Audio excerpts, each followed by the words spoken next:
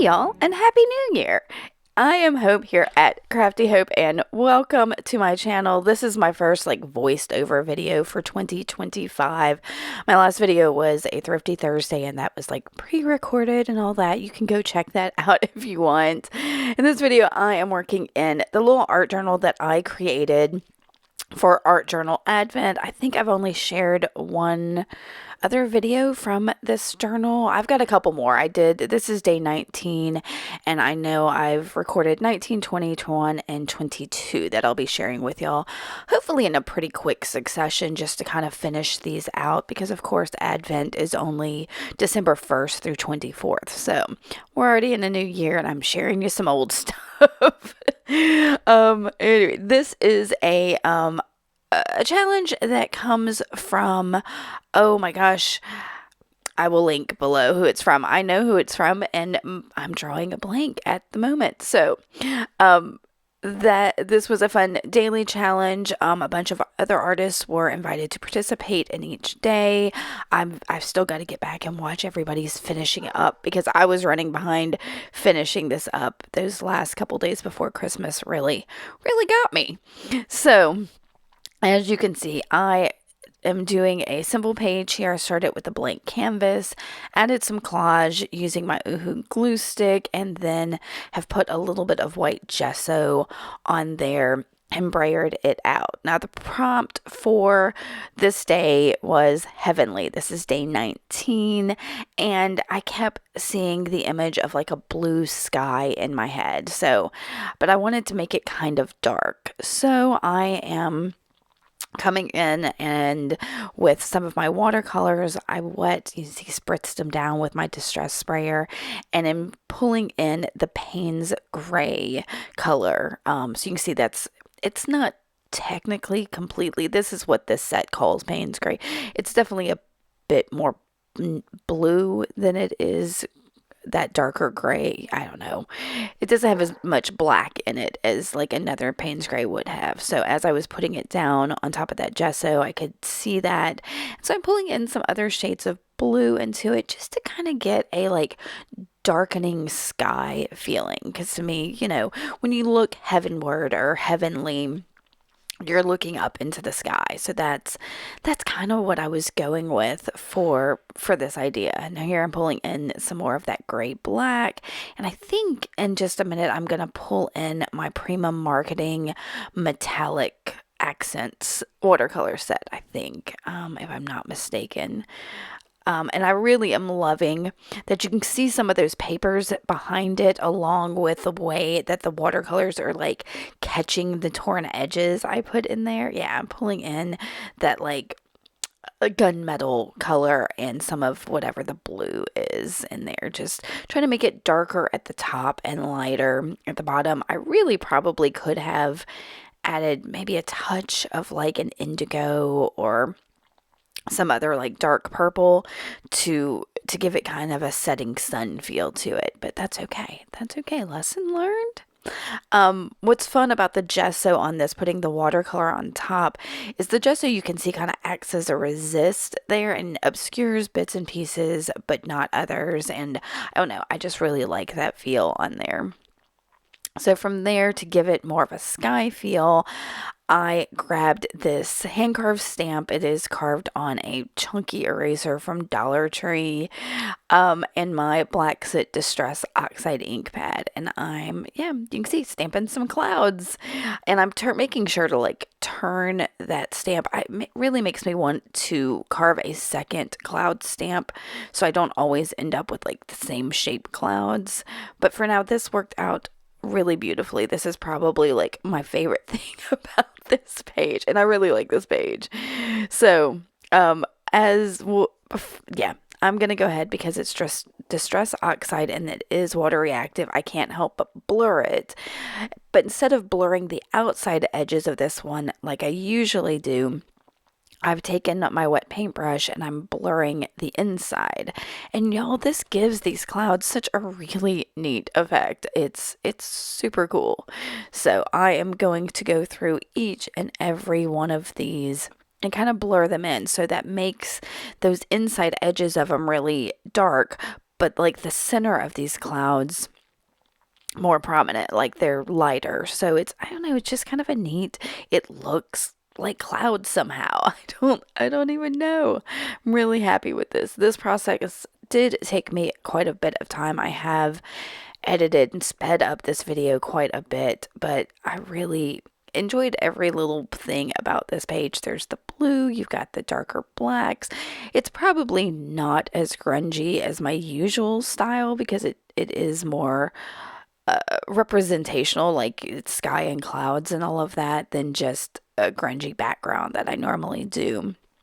If you haven't seen some of my other stuff, y'all, I have channels and I have video I have tons of videos of playlists and all kinds of stuff for ages and ages of art journaling of jewelry and all of that. And if you're new to me, welcome.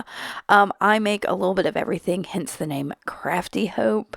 I started as a jewelry artist kind of with my crafting and do a lot of this art journaling, but I also do assemblage art and Christmas ornament type things, just all kinds of stuff, whatever's I can figure out to do. Just so definitely come explore my channel, subscribe and all of that stuff. I here decided I wanted to lighten up underneath the clouds, and so I'm going through a series of different white pens and markers, just trying to get it to lighten up a little bit. So I used my Uniball Signo, which was okay, and then a Dollar Tree like white marker, which was okay, and then this is some kind of Arteza pen, which did pretty much the best.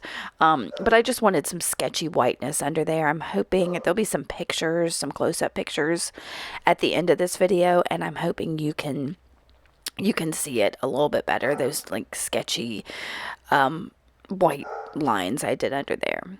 And now, as you can see, I am turning to adding some stitching. This is how I consider myself a true mixed media artist, because I will throw just about anything in an art journal page. And this time around, it's some stitching. So I decided to make some stars on here. And I'm starting with, the ones that are like where you make a plus sign and then an X over that. I don't know. Is there a term for that kind of star? I don't really know.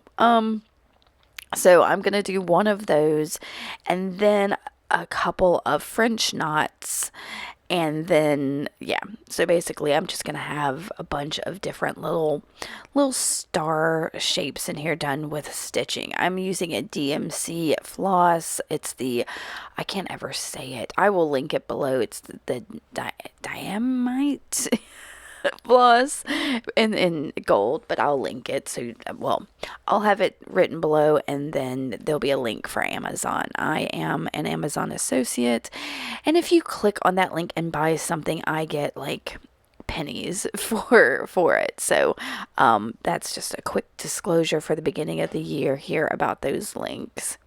So you saw I did a couple of French knots. I'll do a couple more after I start figuring some other things out. So I'm doing another one of those crossed ones, and then I will start figuring things out. So I do love putting a little bit of everything on a page, and sometimes they make sense, sometimes they don't. And this one, it makes a little more sense than some of the others.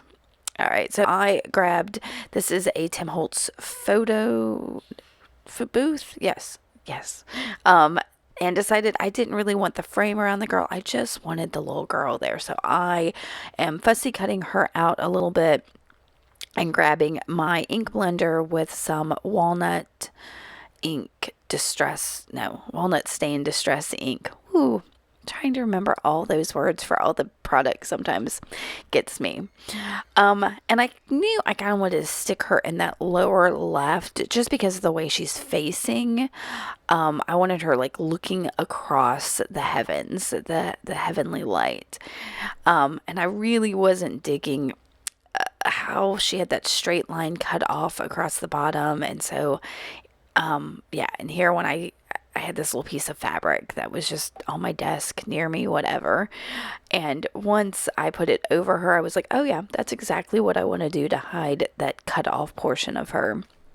So from there, since I knew her positioning and the positioning of that little piece of vintage fabric, I could finish with my stars. So I have sped this up quite a bit. I would explain French knots to you, but I sped this up too much to really get into it. Yeah, because I think I'm only going to do maybe one or two more of them. But I feel like if I start to explain it, I need to be showing you, and it's so fast. So you come up through, you wrap your thread around your needle, and you go back through in a different spot.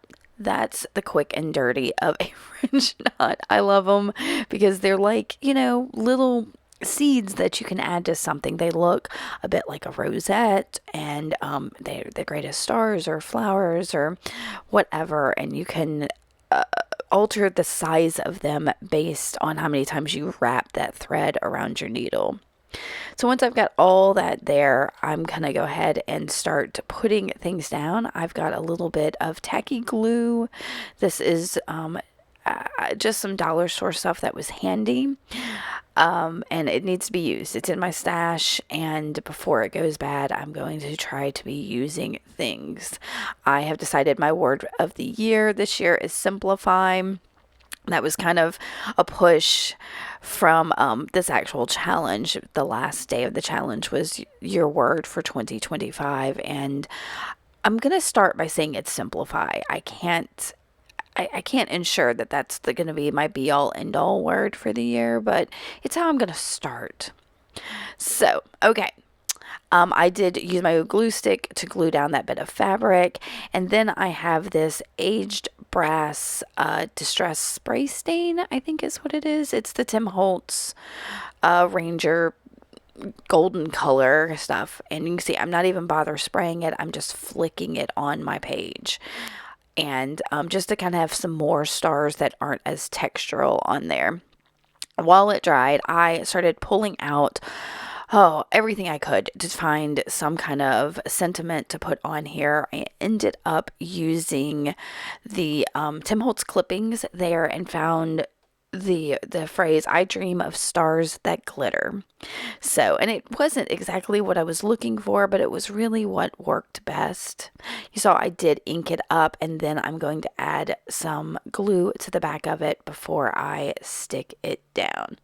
And that will finish up this heavenly page. Let me know what your word of the year is for this year, if you've got one.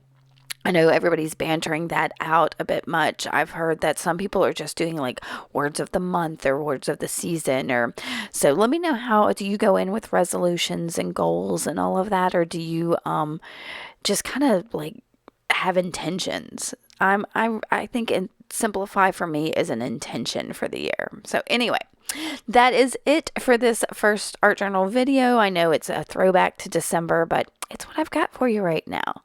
I hope you are having a wonderful 2025 so far, and thanks so much for coming by and spending a little bit of it with me. I'll see y'all later. Bye.